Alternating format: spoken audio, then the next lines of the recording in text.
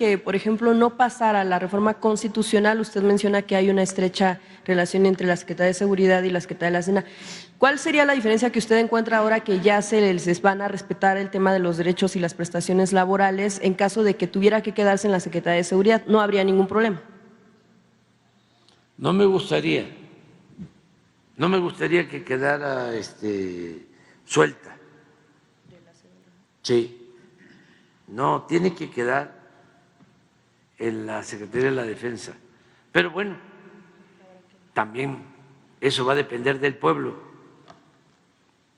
Por lo mismo, porque si se tienen 2/3 partes, el partido que gane va a poder hacer una reforma constitucional. Es que, fíjense, revisando, ¿no?, la historia, el ejército surge en 1913, el ejército actual, para enfrentar el golpe de Estado de Huerta y defender la legalidad y la democracia, porque se asesinó al presidente legal, legítimo, Francisco I. Madero. Carranza convoca a la creación del ejército, de ahí surge el ejército, es el actual. Tenían mucha fuerza los militares. Todo el proceso revolucionario, pues era lógico que ellos mandaran.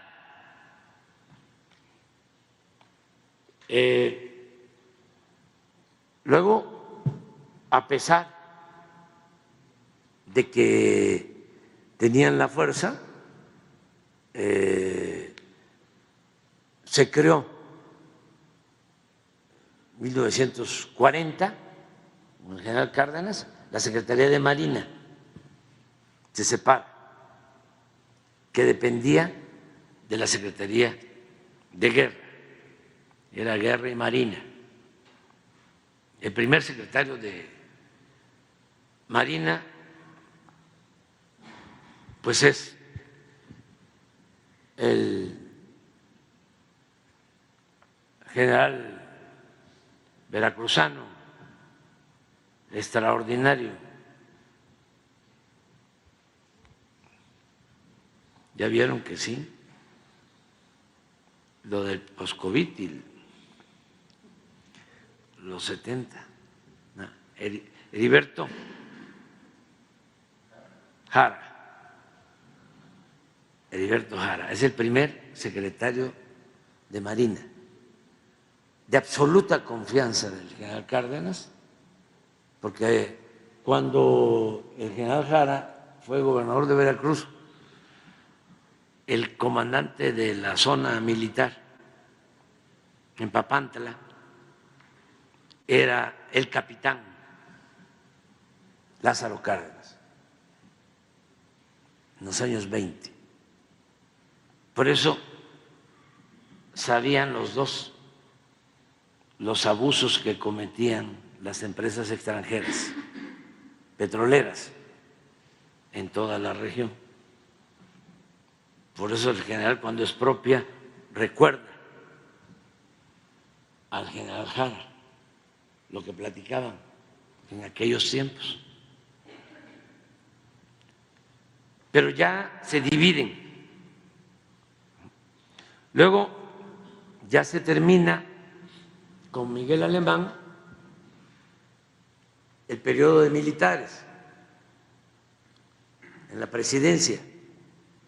El último fue Ávila Camacho, que llegó a ser también presidente, entre otras cosas, porque fue el jefe del Estado Mayor del general Cárdenas en el tiempo que el general Cárdenas estuvo en la zona petrolera. Se conocieron desde entonces. Y otras historias, ¿no?, que ya hemos hablado, de cómo se veía al general Ávila Camacho más moderado que al general Mújica, más radical. Y entonces se optó por el general Ávila Camacho porque se temía, dicen algunos, de una intervención estadounidense. Yo digo no.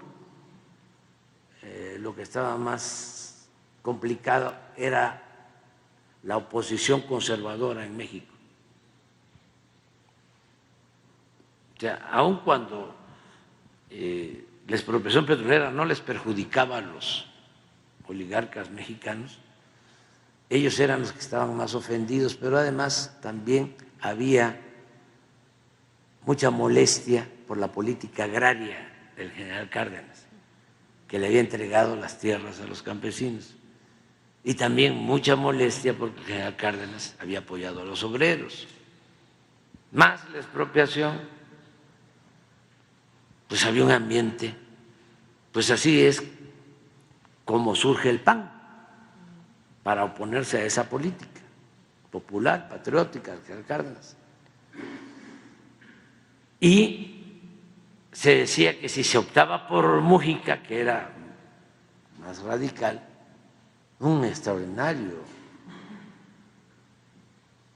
general, íntegro, honesto, lo mejor de la revolución, de lo mejor de la revolución, que podía haber guerra civil. Yo pienso que sí, porque en esa elección ya de Ávila Camacho, aún siendo moderado, hubo violencia.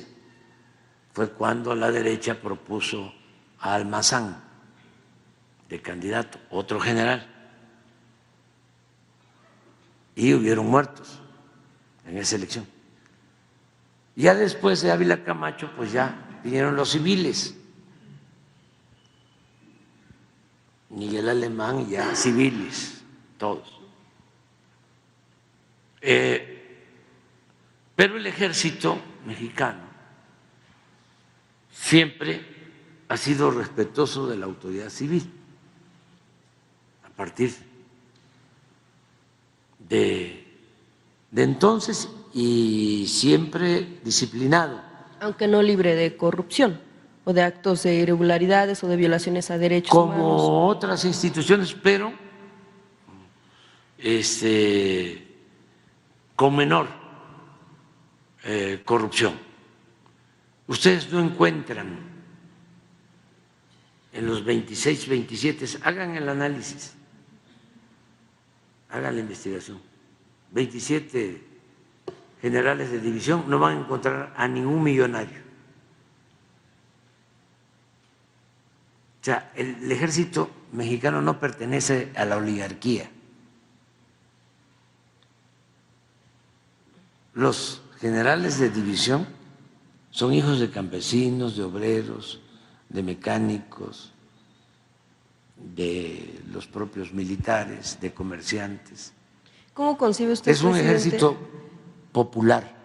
Entonces, ¿cómo concibe el poder militar cuando llegan algunos ya a la cúpula, que no es lo mismo ser soldado raso que ser general, pues ya de grandes rasgos? Se comportan con bastante modestia y son leales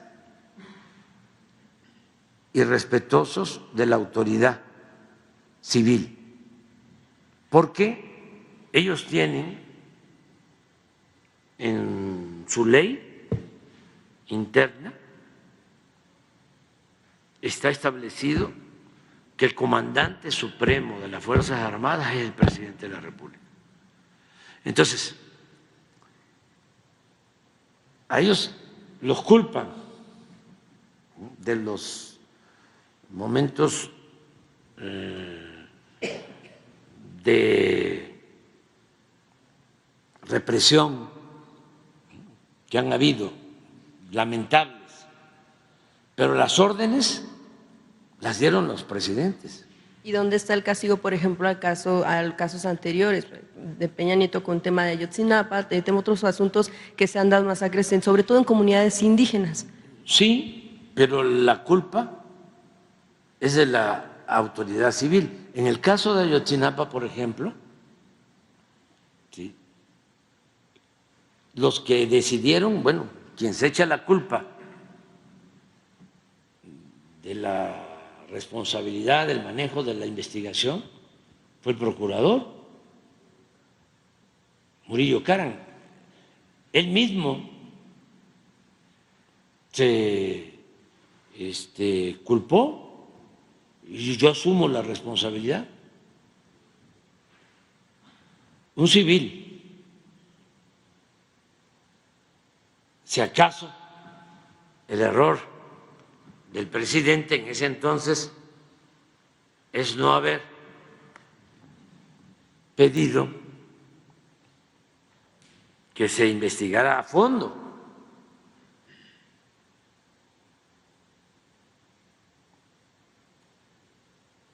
Pero no es que Peña haya mandado a desaparecer a los jóvenes, no.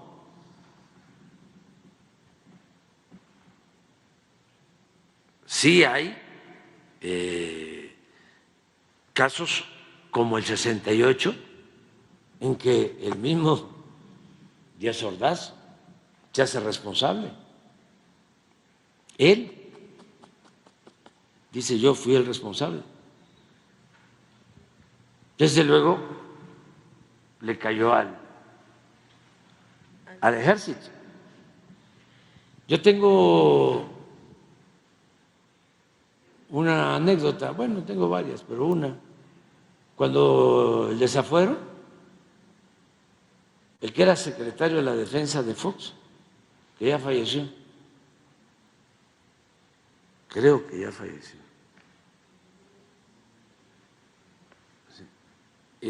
habló conmigo cuando el desafuero y me dijo: quiero informarle que nosotros no estamos de acuerdo con lo del desafuero. Y luego me enteré de que fue con el presidente Fox y le dijo: nosotros no vamos a intervenir. ¿Se refiere al ejército? O sea, que no... Al ejército, sí. Nosotros no vamos a intervenir. Y tenemos información de que hay inconformidad. Y si la gente sale a la calle, nosotros no vamos a intervenir. Y luego le dijo: vamos a intervenir, pero me lo va a tener que pedir por escrito. Y luego dijo: ni por escrito.